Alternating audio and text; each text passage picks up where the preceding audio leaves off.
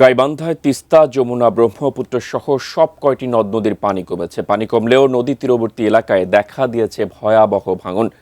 এ বিষয়ে জানাতে গাইবান্ধা সুন্দরগঞ্জ উপজেলার তিস্তা পাড় থেকে সরাসরি যুক্ত হচ্ছেন প্রতিনিধি রবিউল ইসলাম। রবিউল, আমাদের বিস্তারিত জানাবেন সেখানকার জনজীবনের অবস্থা।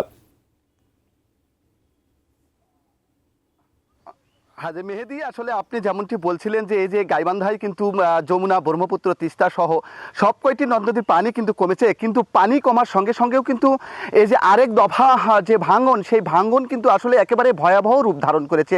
আমি এই মুহূর্তে রয়েছি গাইবান্ধার সুন্দরগঞ্জ উপজেলার যে তিস্তা পাড়, সেই তিস্তা পাড়ই আমি রয়েছি।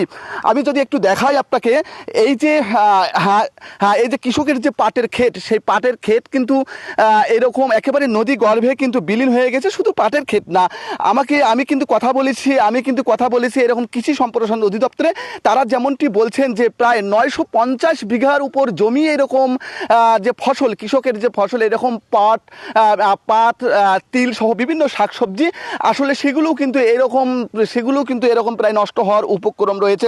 তো আমি কিন্তু কথা বলেছি এরকম পানি উন্নয়ন বোর্ডের সঙ্গে। তারা আসলে যেমনটি বলছেন যে তারা জিও ব্যাগ ফেলে ভাঙন রোধ করার কিন্তু চেষ্টা করছেন, কিন্তু আসলে স্থানীয়রা বলছেন যে এই জিও ব্যাগের পরিমাণ কিন্তু আসলে কম। তো এই যে আসলে এরকম অনেকে কিন্তু আসলে এরকম ঋণ নিয়ে এই ফসলগুলো আসলে ফলানোর চেষ্টা করছিলেন, তারা কিন্তু এরকম ক্ষতিগ্রস্ত হয়ে সরকারি সহায়তা যেন আসলে তাদেরকে একটু দেওয়া হয়। তো এই ছিল আমার কাছে গাইবান্ধার সুন্দরগঞ্জের তিস্তা পাড় এলাকা থেকে সবশেষ তথ্য।